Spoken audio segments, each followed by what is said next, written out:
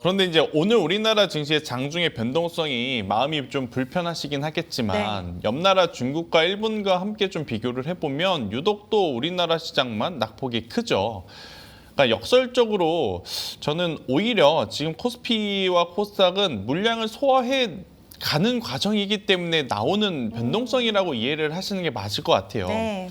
지금 장 초반 혹은 장 중반에 갑작스럽게 뭐 안 좋은 이야기들이 쏟아지고 있는가 그건 아니거든요. 오늘 우리나라 장 넥스트장에서부터 그리고 개장 그리고 현재까지 이어지는 과정에서 뉴스는 계속 기조는 같습니다. 여전히 반도체 IT에 대한 긍정론 그리고 여기서 파생된 에너지 인프라에 대한 관심도는 높아지고 있다. 그런데 지금 장중의 이러한 변화는 결국엔 계속 이제 뭐 신용 반대 매도 물량 이런 것도 있겠지만 파생 시장으로부터 확산된 이 수급이 진정되는 과정 중에 하나라고 좀 보시면 될 것 같은데 근데 또 유독 SK 하이닉스가 삼성전자 대비 낙폭이 또 크니까 네. 이걸 가지고 확대 해석이 재생산되면서 개인 투자자분들의 지금 투자 심리가 굉장히 불편한 건 알겠지만 저는 오늘 이 하락에 너무 의미부여를 할 필요도 의미부여를 할 수도 없으니까 조금은 담대하게 바라보는 게 지금은 필요하다라는 의견을 한번 드려보도록 하겠습니다. 네, 조금은 담대한 마음가짐이 필요하다라고 말씀해 주셨고 하루하루 우리가 시장의 분위기를 쫓다 보면 참 피로도가 격하게 쌓일 수밖에 없기 때문에 지금은 수급이 어느 정도 정리돼 가는 과정이다라고 생각하면서 조금은 덤덤하게 시장을 바라볼 필요가 있겠다라고 말씀해 주셨습니다. 자, 수급적인 부분들 말씀을 해 주셨으니 간단하게만 여쭤보면 요즘 우리 개인 투자자분들이 외국인 수급에 또 예전보다 민감도가 더 높아지셨던 것 같아요. 그래서 오늘도 양시장 모두 매도가 나오는 부분들에 있어서 또 우려를 하실 수도 있겠다라는 생각도 드는데 이제 외국인의 수급 방향성 하루하루 보고 우리가 이들의 방향성을 재단하긴 어렵겠지만 어디서 좀 힌트를 얻으면 좋을까요? 외국인의 수급에서 어떤 포인트를 좀 봐야 될까요? 가장 좋은 최상의 시나리오 첫 번째는 현물과 선물에서 외국인들의 매수세가 들어올 때. 아, 동시에. 네. 두 번째 시나리오는 현물에는 들어오고 선물에는 들어오지 않을 때. 그리고 세 번째는 현물에 안 들어오고 선물에서 들어올 때. 그러니까 이렇게 이제 우선순위를 제가 정해봤는데 당연히 선물과 현물의 외국인들의 매수세가 동시에 들어오면 어제와 같은 현상들이 나타나는 거죠. 반도체도 괜찮고 혹은 어제와 아니죠. 이번 주에 반도체도 괜찮고 그리고 순환매도 돌고. 그런데 시나리오 두 번째. 현물은 들어오지 않는데 선물은 들어온다는 건 현물을 매도함과 동시에 상승 포지션으로 이들은 추후에 또 어떻게 보면 수익을 낼 준비를 하고 있다라는 거. 그러니까 지수가 올라가겠지만 이 종목에 올라가는 수 자체가 이렇게 되면 모자랄 수밖에 없죠. 지수를 끌어당기다 보니까.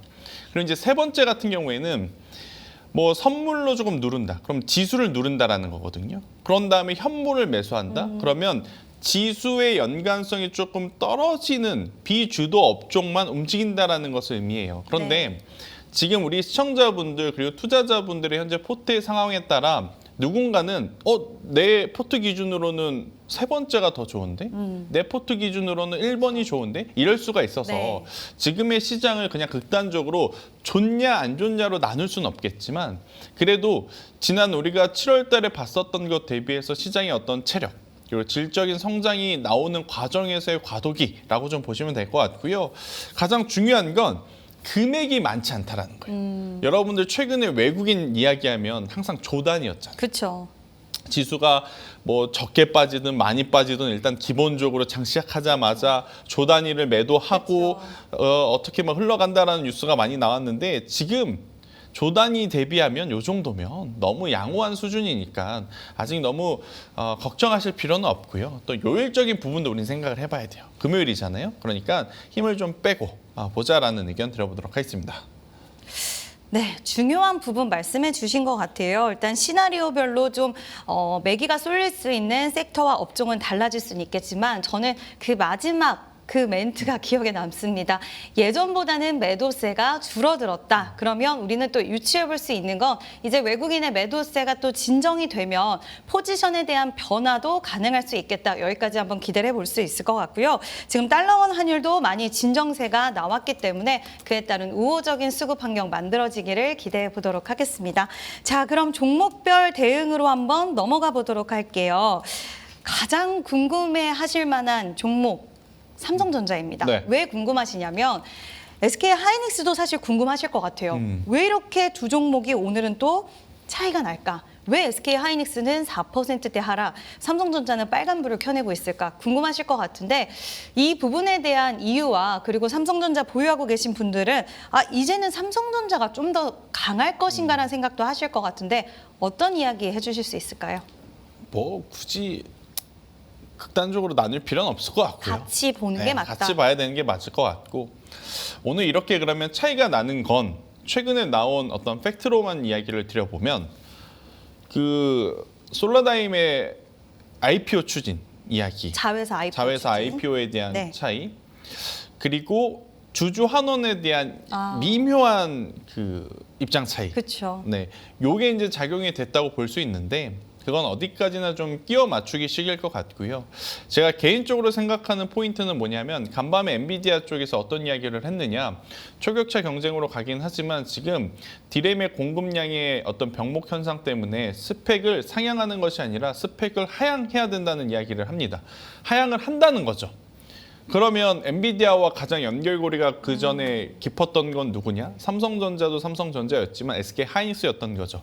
이렇게 되면 우리가 생각한 것보다 다음 분기에 마진율에 대한 고민이 살짝 미스가 있을 수도 있겠다는 생각들이 지금 시장에 지수가 좀 불편하니까 외국인들도 사주지 않으니까 이참에 조금 확정이 되는 물량들이 좀 쏟아지는 것으로 보이는데 뭐 다음 주에 아니면 오늘 당장이라도 혹은 주말 사이에 주주환원 이야기 나오면 이건 다 묻힐 수밖에 없는 이슈입니다. 해서 지금의 삼성전자와 하이닉스의 낙폭에 왜 빠져요라기보단 이제는 그러면 손절을 할 거냐, 그러니까 비중을 축소를 할 거냐, 아니면 더 살 거냐 이거를 결정을 해야 되잖아요. 그렇죠.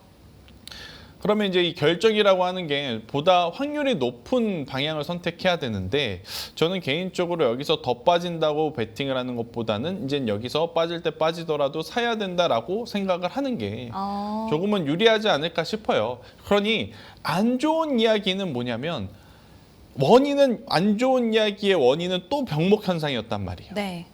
그런데 이 병목 현상이라는 건 그동안 전자닉스가 올라왔었던 또 아이러니하게도 이유이기도 하잖아요. 그래서 저는 삼성전자와 SK하이닉스 오늘 불편하시더라도 지금은 가지고 가셔야 되는 게 맞을 것 같고 SK하이닉스 같은 경우에는 이렇게 되면 저는 최근에 이 평균 단가를 제가 이제 화면에 차트를 좀 띄워놨는데 네.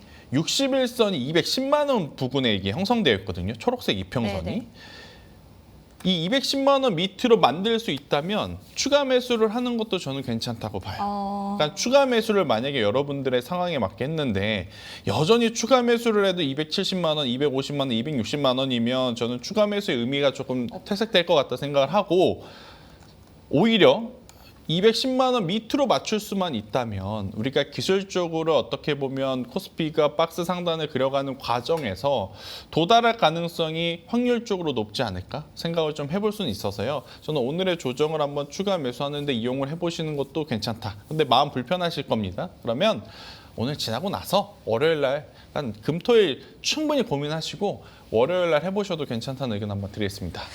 네, 일단 추가 매수 고민하시는 분들도 상당히 많이 계실 것 같기는 해요. 그래서 이 부분에 있어서 솔루션을 좀 주셨는데 의미 있는 가격 라인까지 내가 비중 확대했을 때 도달할 수 있다라고 한다면 충분히 유효할 수 있겠다. 다만 오늘 뭐 급하게 하시는 것보다는 지금 주가도 변동성이 큰 상태, 상방으로 큰 상태는 아니기 때문에 다음 주 초반에 진행을 해도 괜찮다라고 말씀해 주셨고요. 결국 이제 삼성전자, SK 하이닉스를 보유하고 계신 분들은 더 빠질 수도 있다. 다만 우리는 이 업황에 대한 방향성을 우상향 기조로 본다라고 생각하시면서 시간에 대한 부분들이 좀 딜레이 된다 하더라도 그냥 갖고 가시는 전략이 유효하다라고 말씀해 주신 것 같으니까요. 이 부분 참고해 주시면 좋을 것 같습니다. 자, 다음은 셀트리온이에요. 네. 본부장님이 그동안 좀 셀트리온과 삼성 바이오로직스에 대한 이야기들을 좀 꾸준히 해주셨던 것 같은데 최근에 일라이릴리도 실적이 잘 나왔고 미국에서도 확실히 제약바이오 쪽에서 돈을 잘 버는 기업들은 네. 계속적인 좀 우상향 이어가더라고요. 우리나라 증시에서도 꽤 연속성이 있는데 네. 지금도 긍정적인 시각 유효할까요? 그러니까 긍정적일 수밖에 없는 게 이게 이제 우리가 반도체를 이야기를 할 때 밸류에 대한 이야기 되게 많이 했잖아요. 그렇죠. 매출 대비 현재의 주가가 높으냐 낮느냐 이건 이제 PER로 계산을 하는데 지금 반도체보다 훨씬 더 저렴한 게 셀트리온입니다. 네, 제약바이오 중에.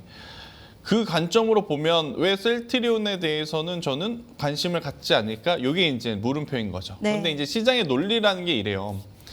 좋은 기업이냐가 문제가 아니라 인기 있는 기업이냐에 좀 차이가 있는 거거든요. 그냥 셀트리온과 전자닉스와 뭐 삼성 바이오로직스를 쭉 나열해놓고 보면 안 좋은 기업은 없어요. 그런데 현재 주식시장에서 투자자 입장에서 인기 있는 기업이냐, 인기 투표를 해보면 삼성과 전자닉스는 전교 회장, 부회장이냐의 문제인 거고 이 셀트리온과 삼성 바이오로직스는 반에서 이제 반장, 부반장도 안 되는 것 같아요. 관심도가. 네. 그 정도로 그 친구는 정말 괜찮은 친구인데 뭔가 인기 투표에서는 조금 소외될 수밖에 없었던 그러한 단점이 있는데 그런 셀트리온이 점점 이제 그 진가를 주변 친구들이 알아가고 있는 거죠. 야, 저렇게 돈을 많이 벌었는데 지금 주가 밸류가 이 정도면 일단 나중을 생각해 봤을 땐 사놓고 봐야 되는 것 아니야? 더군다나 전자닉스가 인기가 너무 좋아서 괜찮은 친구인 줄 알고 뽑았더니 뽑고 나니까 좀 해이해졌다. 또 이렇게 생각하시는 분들은 지금 셀트리온 꽤 굉장히 만족스러울 수밖에 없어요. 그럼 셀트리온을 바라볼 때 여러분들이 봐야 되는 건 뭐냐면 일단 크게 두 가지입니다. 일단 첫 번째로는 이게 46조나 돼요, 시총이. 네. 그러면 개인 투자자들의 수급으로 움직일 수는 없어요. 그러면 여러분들이 HTS, MTS에서 뭘 봐야 되냐면 수급 동향을 봐야 됩니다. 네, 수급 동향. 자, 셀트리온의 수급 동향을 딱 열었더니 어때요? 개인은 전혀 관심 없어요. 그런데 기관과 외국인은 서로 외국인이 관심 있을 때는 기관을 좀 멈추고 기관이 관심 있을 때는 외국인이 좀 멈추고 이러한 상황 속에 최근 8월 5일과 8월 6일 날 양매수가 들어왔단 말이에요.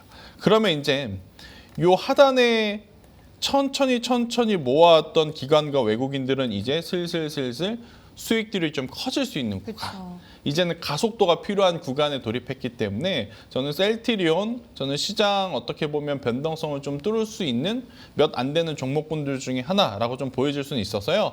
셀트리온 여러분들이 보셔도 되고 이제 한 가지 고민은 관심이 필요하다 그랬잖아요. 그 관심은 뭘로 보냐면 여러분들 캔들로 보는 게 아니에요.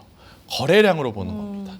근데 거래량이 오늘 조금 아쉽네요. 그렇죠. 네, 거래량이 조금만 더 붙어준다면 우리 개인 투자자분들이 원하는 속도도 좀 낼 수 있으니 나는 지금 포트에 전자닉스가 너무 많아서 이제는 하나쯤은 제약바이오 대신에 올해 좀 투자할 종목을 찾고 계시다면 셀트리온이 제일 매력적으로 보일 수 있다. 이렇게 설명을 한번 드리도록 하겠습니다.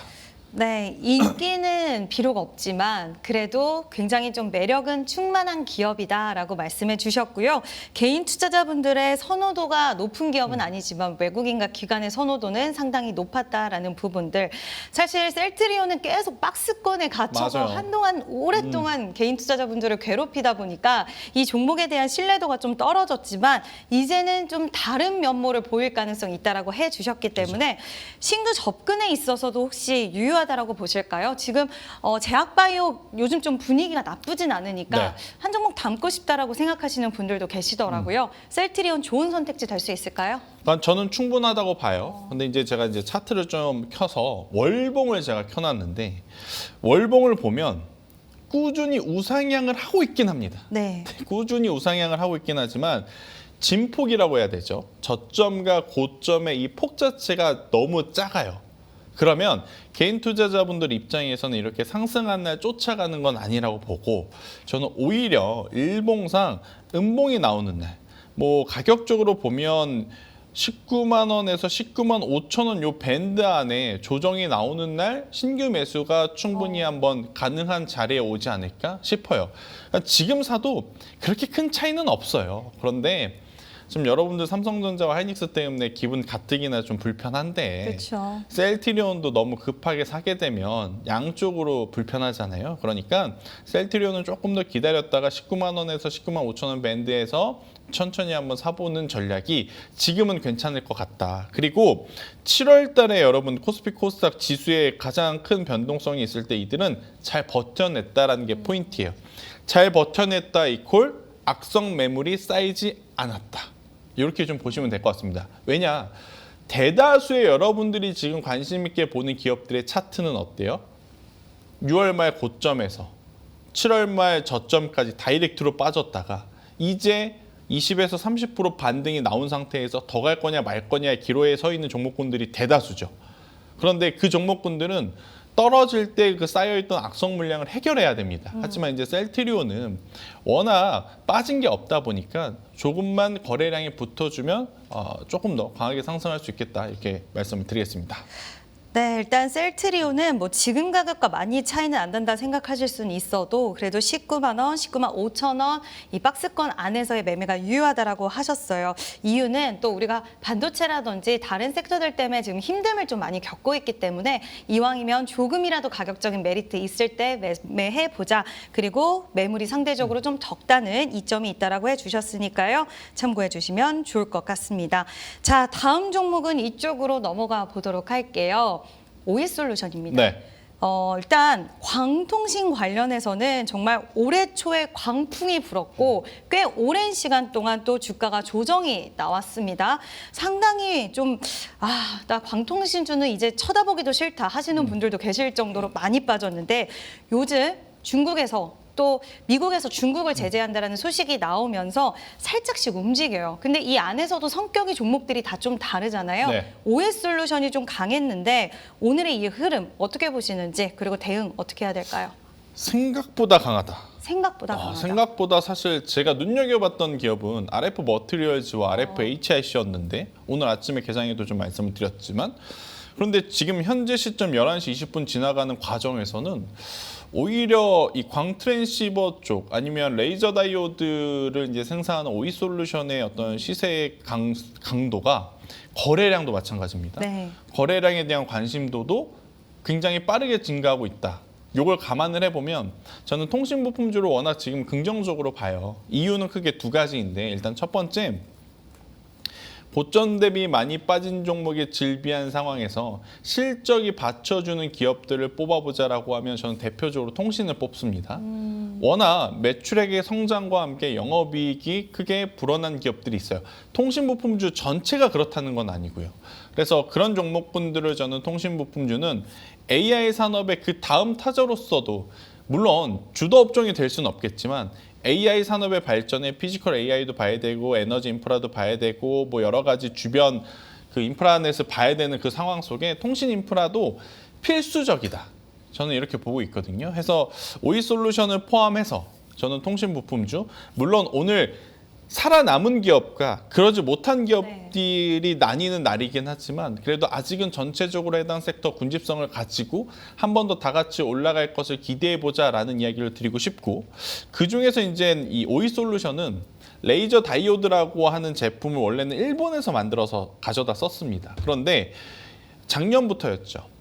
국산화에 성공을 했고 국산화에 성공을 했다는 건 매출이 늘어난다는 것을 의미하고 그 늘어나는 것을 보여줬기 때문에 올 초에 많이 올랐단 말이에요. 그러다가 시장 여파를 맞고 다시 원상복귀가 된 주가라 저는 지금의 가격대에서부터 우리가 관심 있게 보는 것 또한 괜찮을 수 있겠다. 이렇게 좀 설명을 한번 드리도록 하겠습니다. 네, 일단 오이솔루션은 생각보다 굉장히 좀 강했다라고 말씀해 주시면서 광통신 안에서의 종목군들 추가적인 시세도 좀 가능할 수는 있어 보인다라고 말씀해 주셨습니다. 근데 오이솔루션은 좀 더 긴 호흡으로도 좀 가능하다라고 보고 계시는 것 같은데 일단 61선 돌파가 지금 목전에 있어요, 네. 부장님. 여기 돌파하면 더 갈 수 있을까요? 돌파하면 갈 수 있겠죠? 근데 만약에 신규 접근을 고민하시는 분들은 돌파를 기다려야 될지 아니면 돌파하기 전에 사야 될지 고민되실 것 같아요. 그러니까 최근에 저희 가장 큰 개인적인 고민도 딱 그런 거예요. 보통 제가 방송에서 나왔을 때 드리는 이야기들 중에 표현 중에 확인을 하고 가자는 표현을 좀 참 많이 드렸던 지난 상반기였어요. 왜냐 확인을 하고 가도 우상향 기조니까 충분히 수익을 볼 수 있는 룸이 많이 열려 있어서. 그런데 이번에 7월에 우리가 급락장을 맞았고 하반기도 그러면 확인을 하고 가야 되는 거냐 말아야 되는 거냐 지금 제가 제 스스로 되게 많이 고민을 하고 있는데 확인을 하면 늦을 것 같아요. 그러니까 돌파하는 걸 확인을 하고 매수를 하려면 더 힘들 것 같거든요. 해서 저는 올해 만약에 상반기에 여러분들이 종목을 하나를 살 때 2번에 나눠 샀다면 이제 나눠 사는 횟수를 조금 3번에서 4번 정도로 늘리신 다음에 확인을 하고 사는 게 아니라 예측을 통해서 좀 사야 될 것 같은데 이 예측에는 절대 바뀌면 안 되는 전제 조건이 2가지가 있습니다. 일단 첫 번째, 일단 매출이 나와야 예측을 해서 매수를 하는 게 통합니다. 첫 번째. 두 번째, 이 기업의 조정이 나왔을 때 기관이라든지 외국인들이 조금이라도 관심이 있었는지 여부가 중요해요. 그렇지 않다면 그 종목을 좋게 보는 나만의 리그에 갇힐 가능성이 높잖아요. 살 때는 문제 없습니다. 하지만 이렇게 되면 팔 때 문제가 되기 때문에 이 2가지를 지키면서 최대한 나눠 산다 생각을 했을 때 저는 오이솔루션 지금 시간대가 오전이니까 너무 급한 것 같고요. 오후 3시 이후 기점부터 저는 매수에 들어가시는데 밴드를 2만 원과 2만 5천 원 사이 이 밴드에서 우리가 접근을 하는 게 오늘과 그리고 다음 주에 혹시 모를 지수의 추가적인 변동성을 감안해서 접근할 수 있는 가장 최적의 어떤 타이밍들이 아니겠나라는 의견을 한번 드려보도록 하겠습니다. 네, 사실 지금 뭐 자금이 부족하신 분들도 많이 계실 거고 시장이 너무 어려워서 아무 종목도 사고 싶지 않다라는 분들 맞아요. 계실 수도 있을 것 같지만 또 변동성을 활용해서 매매를 할 수 있는 타이밍이기도 하기 때문에 말씀을 해주셨습니다.